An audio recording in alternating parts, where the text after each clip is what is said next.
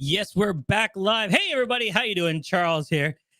And I was going through withdrawals. Let me explain. There's certain guests on my show that you just got to make sure that I get them on. And then it's been a long time since I had this special guest on my show. So I was kind of going through withdrawals going, where is he? What's he up to? What's he doing? So I brought him back. You know who I'm talking about. Your friend of mine. Let's welcome back Steven. Hey, how you doing, buddy? How you doing, Fred? What's going on? It's all good. It's exciting times. We've had a phenomenal year, and we're really looking forward to 2022. It's been a good ride. There you go. There you go. So we have everybody coming in from LinkedIn, Twitter, Twitch, YouTube, Facebook. So thank you everybody for coming in. It's great to have you here. Mm-hmm. All right. So what have you been up to, Steven? It's been a minute. It has been a minute, and so the journey continues. It's really taking me down this path in the whole impact space. As you know, we kind of came out of retirement to make a positive impact, and we got really engulfed over the last 6 years in this space, the impact investing space, the social media space, people all wanting to do good. And it's been a really eye-opener for me, getting educated on this, understanding it better, and now being able to be in a position where, we can feed millions and millions of not just children, but people in general, and at the same time bring a collaboration into the kind of giving space that's not there, so that we can help a whole bunch of other causes. And we're ready now. We're ready. We got apps built. We're launching new ones, and it's an exciting time for us right now. All right, let's backtrack a little bit because you've been away for a while. You've been doing some stuff. So let's get the people to know who Steven really is. Steven, give us some background on you before we get started. Yeah, well, I was a ex-professional hockey player. I blew up my knee, got hurt, got into the advertising world, which was a real godsend. Wonderful community. I learned so much. I was kind of a creative business strategist in that field. And then after selling my company and kind of retiring, realized that, the entrepreneurial spirit is really something that's inside you that probably will never allow a true entrepreneur to ever retire. So it's when we came out 6 years ago, kind of out of retirement, and said it was time for us to do something else, the next chapter, so to speak. And that was all around positive impact. That was the chapter that we're in right now, which we may never leave. All about making a positive impact world, giving back. We've been blessed, and it was just time for us to, both my wife and I, do something special, and that's exactly what we're doing. All right. So now you're no stranger to giving, doing different things. So tell us a little bit, what was your first project before you got into this thing? Because I always wondered, Steven's always into doing great things. What was your other? I always wondered, I met you here doing this. What was the other projects you used to do? Well, I've been on boards of charities. I put, events together. I've always been that type of guy, and I was raised that way. I thank my mother for that. But my mother taught me it's always better to give than receive. To give the shirt off my back if somebody needed it. And it took me a long time to realize that was a flawed strategy. And that's why doing it what we do now, we just ensure that every touch point wins more than they put in. And honestly, that's what every single model that we do, everybody does that, including us. And we think that's important. Anybody listening out there, it's great to give. It's great to make a difference in the world, but make sure you're not doing it at your expense, because that will come back and eventually catch up and make you a not so happy person. It kind of tires you out. It just wipes you out. Yeah, you don't mind giving, but sometimes it's like a nice little thank you or something back is great, and that's why I love your model and what you've decided to do. But if you've been with us, he's done some great things. Like I was looking at your website and in awe of your new website. It's clarity. It's easy to know. Give us some talking about, RTG Group. Yeah. So RTG Group, we started out, we're way different than we started out, as you'll find most good companies are. I was mentioning to you, Charles, before we come on air that, we're always looking to improve. I think that that's a real must for any company that wants to grow and be better. Always look for ways to get better. So the journey this last 6 years has taken us to really fine tuning the model, understanding what it's all about, understanding that through collaboration, we can do so much good in the world. And that even though our goal was to be feeding at first starving children and then just people who needed food in general, 53 million people in North America, by the way, fall into that category, and 17 million of them are children. But that we also had the ability through this unique model of really making a difference in a whole bunch of other spaces. And so that's what we kind of shifted in. And then we've been self-funded, but now all of a sudden we're into the investor space, and we're actually disrupting that as well through our model. And so everything is just kind of, it was almost like, this was fate and this was meant to be. And as you know, Charles, I am spiritual, and I know that he's guiding me to do this. And it's just been a fascinating ride. And every day I'm so excited to get up and see, what's going to happen next. It's like, yeah, it's just so much fun. All right, so let's backtrack a little bit again, because if this is your first time meeting Steven, you've been underneath a rock. So he's doing everything, but let's talk about how it actually works. All right, so people that don't understand about the giving, just go back and show how. So here's what I did. We realized we did a lot of focus groups before we started this, and we realized that there was some things that were being demanded by especially the younger generation. And that was transparency. They wanted to know, they wanted to start asking, where's my money going exactly? Right. What's the impact it's making? And then the younger people came with this new wrinkle, and they wanted to know what was in it for them. Remember, I said at the beginning, everybody's got to win more than they put in. Well, they were kind of brought up in that model. So I saw right away as a strategist that was going to be difficult, already difficult, because transparency is a difficult one, because of course the charities and then NGOs have all got, overheads. They've got all of this stuff where some of that money goes. And so it's difficult for them to really put, a number of that and be able to back that up. But these kids were demanding it. So, all of a sudden that segment in the future was going to involve less giving. So when I saw that, I decided to build a model, and this is really what we did. We declare ourselves a for-profit social enterprise, so we didn't have to play in that space. Then we said we're going to manufacture. We formulated a food, and we're going to manufacture this food and get people to buy 30 meals from us for $39.70. That's cheaper than a charity in North America. And then we deliver those meals, the person's name, to participating charities, and they accept that, and they're able to give the tax receipt because of the price point, knowing that this isn't a get rich scheme or whatever. If we're charging less than them, they're able to do that. So that first step for us was when we asked these young people, so what is it that you're giving the charity? And of course they answered food. Well, what percentage of the food is going back to the people who need it? Well, 100%. Obviously charities aren't eating it. So they were really, really happy about that part of it. And then we said, well, let's address the whole thing. So we said to them, okay, well, now you want to know what's in this for you, aside from, knowing that you're doing good. Here's a discount mobile app, which has got over 310,000 vendors in North America. And every one of those vendors, from travel, restaurants, bars, hotels, electronic bars, they will give you a minimum of 15% off every time you use it. So every single person in our focus groups, everyone was going to, save at least 4 or 5 times what it was actually costing them. So they're going to win more than they put in. So that, in essence, Charles, is the model.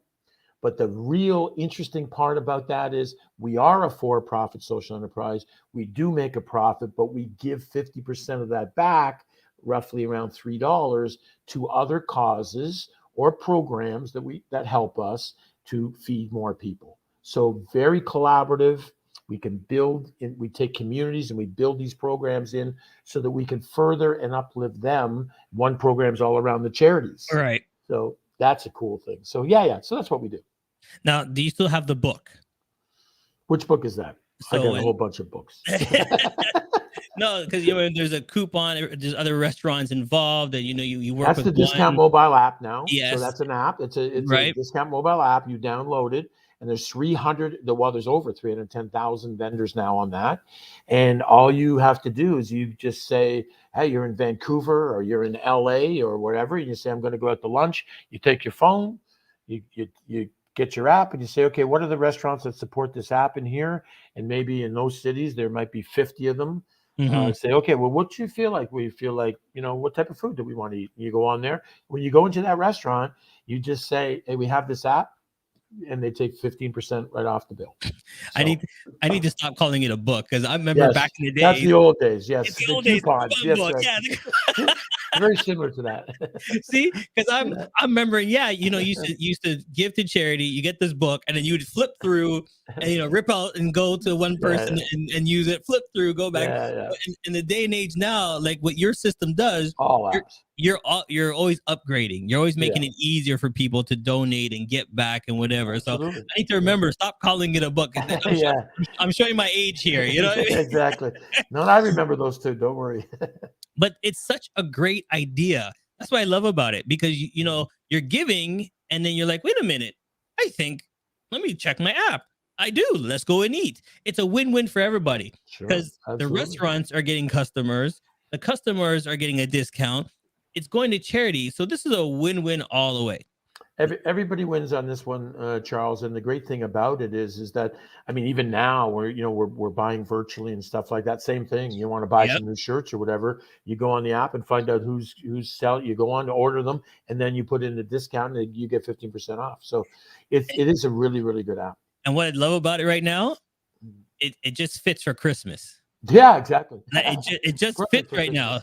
Yeah, Like you're giving a gift to a child. Okay. And yeah. to me, that gift, every kid should ever get this gift 24/7, all the time. It's food. Mm. It Okay. is. So let me not call it a gift because that's Mm. not a gift. It's nature. You should be eating food and supporting and making sure that people are healthy. So right there. But the gift back to you is you get this great app and then you can shop, discounts, give your Christmas presents. So I'm really loving the idea. And what I want to do is show everybody the new website because I think I'm giddy on this new website and how you guys redid it. I'm a tech guy, you know what it is with the new stuff. And so Mhm. explain. Let's break it down. This is a new website. Mhm. Yeah, again, Charles, we constantly upgrade. We actually changed the model because everything was under RTG Group. So all of our programs, everything was under RTG Group. We realized that by making these individual companies, so you saw Purpose Driven Travel there. Purpose Driven Travel is now an independent company incorporated. Separate investors are coming in on that one right now, separate sponsors. An entire new team is running that program. And the idea behind that is that they all have their own incentives. They all have their own give backs, what they're doing with their programs. And so we needed dedicated teams on these. So rather than trying to build a big company with all these different silos, we've created individual companies that are all partnered still and partially owned by RTG Group, but it allows ownership and things like that from different people. So it's really working out well for us and really attracting a lot of other people who want to now work with us, and they can work on the one that's really resonates with them. So yeah, it's been a lot of really cool things. All right, so let's go. There's so many programs here. Can we break down these programs? Yeah, so again, these are now if you like click on purpose driven travel, for example, that particular program now is an independent company. It's partly owned, but that one is for the volunteers, 78 million volunteers in North America, and we're showing them a new and improved model that allows them to make more money for their charity of choice, but receive free travel. And as a for-profit social enterprise, we can do that. And let's face it, we all agree, and not just volunteers, but anybody knows that volunteers should be rewarded. But the charity model is not really allowed to do that. So that's why we've set this up. And as I said, there's 78 million. And this time next year, Charles, we'll have a minimum of 2,000 volunteers, each feeding 500 kids. That means that's 1 million kids a month being fed just through this program. And who does not like to travel? Yeah, yeah. I mean, yeah, everybody likes to travel, and they can, and they can build it up. We actually, when we beta tested it, we were talking to some of them about, feeding the 500 kids. That gets them $3,000 a year in travel. We got many volunteers get back to us and say, well, what about, oh, and by the way, that also gets 12,000 to their charity of choice. $2 goes to their charity of choice and 50 cents back for travel for them. So we said feed 500, and this is what ends up happening. We got so many of them call back and say, well, can we feed 1,000 kids? And we're like, well, yeah, if you feed 1,000, it'll be 2,000 a month or 20,000 going to your charity. And of course, 1,000 kids get you, $6,000 a year in travel. So, again, everybody's got to win more than they put in. It's really, really important to us. And the models just become, kind of fun. The give back is really fun in purpose-driven travel. It's about giving back to the charities of choice, plus, of course, the volunteers. Purpose-driven artists, which is just launching right now, that money's going back to, it's like feeding starving children while supporting starving artists. And that's not on there because it's an independent company. But that's a really, really cool one, because we're able to now help starving artists, and which include, by the way, musicians, dancers. So we're able to give back, between $2 to $5 million every year, because we're feeding, 100,000 plus children. It's just a great feeling to be able to do so much good in the world.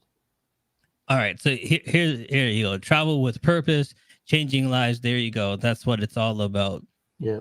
All right, so here's one thing I wanted to ask you. You mentioned it before, but you have so many different style of charities, right? Mm-hmm. And that's what we talked about. Like, people want to give, but sometimes the charity that you put in front of somebody in your company, that's not the charity I want to give to.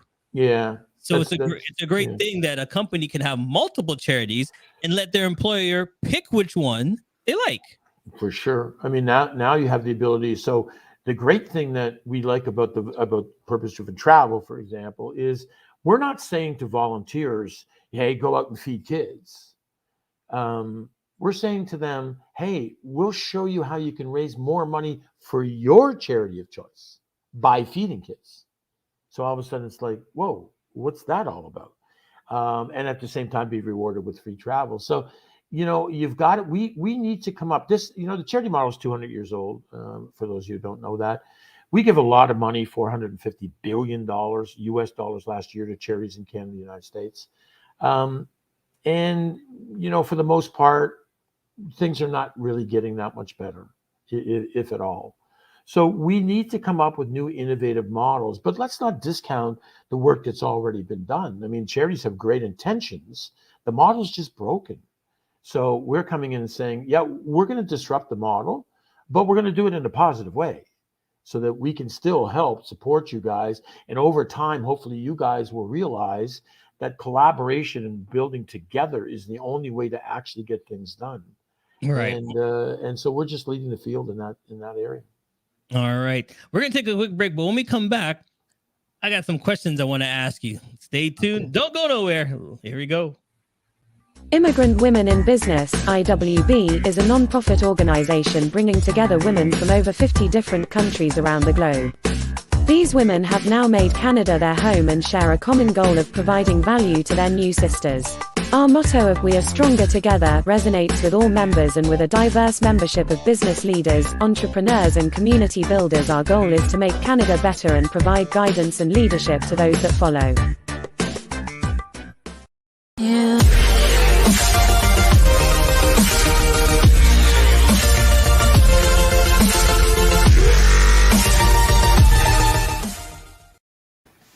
We're back live with my good friend, Steven. All right, so here it is. When people join my show, there's a survey that goes out. You write your information, your social media, everything. But on this survey, Steven, you put down some interesting stuff that I want to get to and want to ask you about. It says here, what have you learned? 10 things you've learned, and I think it's great that everybody can learn about these things too as well, okay? You put down providing value to others. Explain that.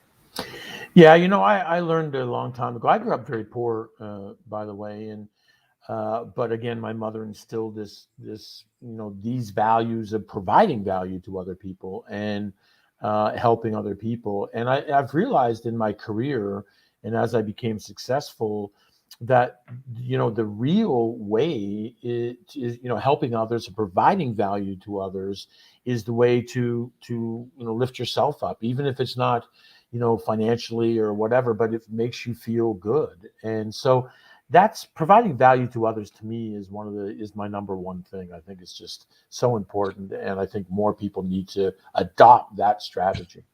All right. Number 2, maintaining integrity at all times. Yeah, integrity is something that I've always strived for, and I think that it's very easy in the world we live in to lose some of that, to maybe do something that is wrong, but it's going to benefit you in a certain way. And so for me, integrity is always doing what's right, regardless of who's watching. And that's what I try to do. I work on that every day. All right. This one is me. I kind of like this one, but never let emotions affect your actions.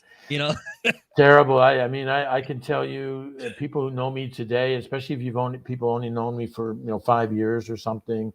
When I tell them that I used to have like the worst temper, and I used to have road rage and follow people, and was physical, they just say, well, what are you talking about? But I think controlling your emotions, for me anyway, controlling my emotions made one of the biggest difference in my lives, and allowed me to go on to become successful and do the things I do today.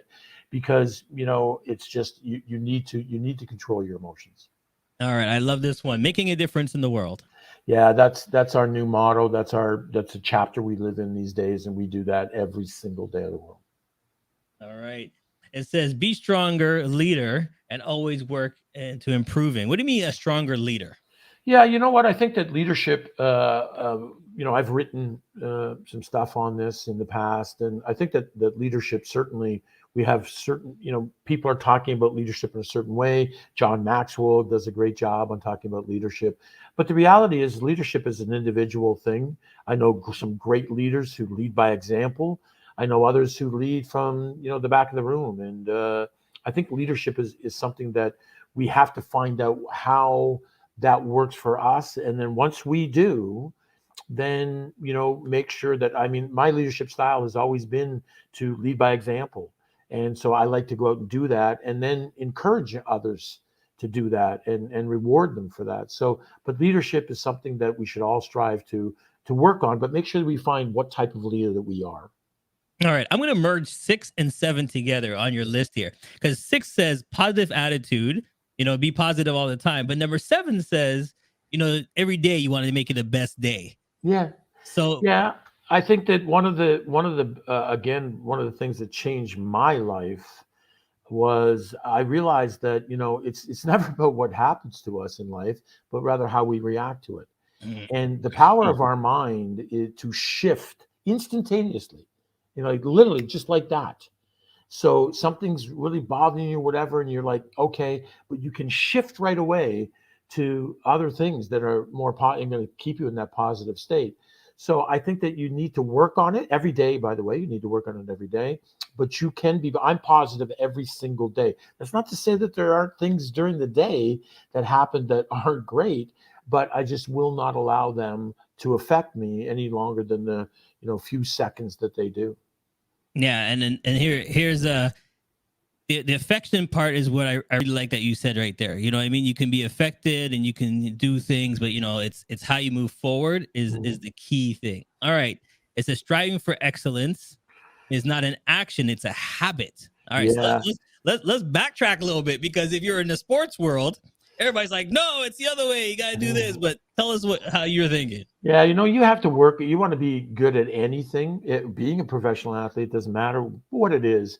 You've got to be working at things every single day. You got to develop habits, and they have to be good ones. Yeah, unfortunately, we develop bad habits as well, and you got to get rid of those as quickly as possible. But excellence is about persistence, consistency, doing something over and over again, and knowing that you can perfect it by doing that.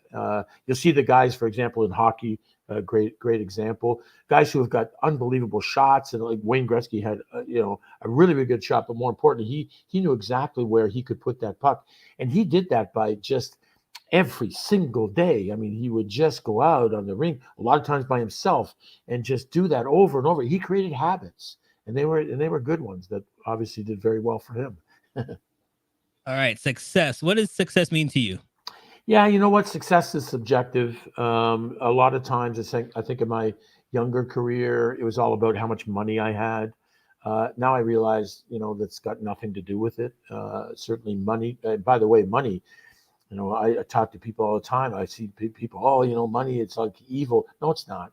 It's not the most important thing in the world. The oxygen obviously is, but money's right up there. And the great thing about money, in fact, I was kidding my brother one time. He said, how much is enough for you? I'm like, it's never enough. But it's not about how much money that I can make to go out and buy bigger homes or cars. It's about the value that I can provide to others through that money. The more money I have, the bigger impact that I can make. So how much is enough? It's never enough. I'm always going to keep going that. And success to me is not about how much money I have, but how many lives I positively impacted. All right, so here's the number one thing that I love, and I left it for last because I tell everybody on all my podcasts is when we're talking about right here. Never stop believing in yourself and what you're doing. Talk about that part, because here's the thing. Yeah. Everybody in this business now, they start, they give up, they start again, they strive, and they don't go for it's not a 100-meter dash. Okay. It's a marathon. Right. So let me just tell every entrepreneur, every hopeful entrepreneur, wannabe entrepreneur out there, that the secret, to success is, a consistent effort over time. But the real secret, that's the formula for success. The real secret is developing an unshakable belief in yourself and what you're doing. And if you look at I've read 267, I think, autobiographies. Every single one of those autobiographies I read, the reason that they became successful was because they believed in what they were doing. And the stories, you would say, what? How do they keep going? They keep going because they believe in what they're doing. And if you can create that, not just in yourself, but in what you're doing, you're unstoppable. You're just not going to stop until you get there. And that is the number one, secret. Napoleon Hill said in Think and Grow Rich, if you can conceive it and you believe it, you can achieve it. Well, guess what? Conceiving it is just coming up with the idea, and achieving it is just the end result. That only leaves one word: believe it. So there you go.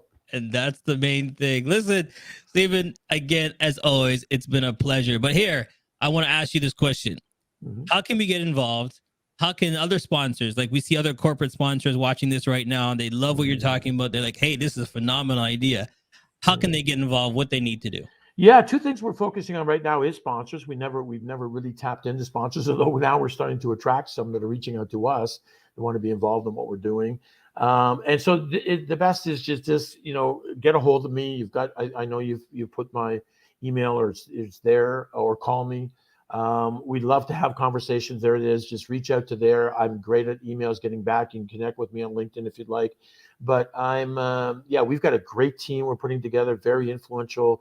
Some of the top influencers on LinkedIn are partners now. And so it's really, and by the way, sponsorship is something too that we're going to set on its ear, because we believe in the same philosophy. Everybody's got to win more than they put in.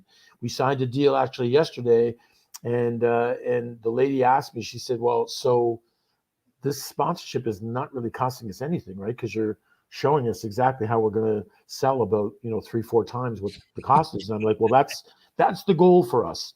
Right. Because if we do that, are you going to renew the sponsorship next year?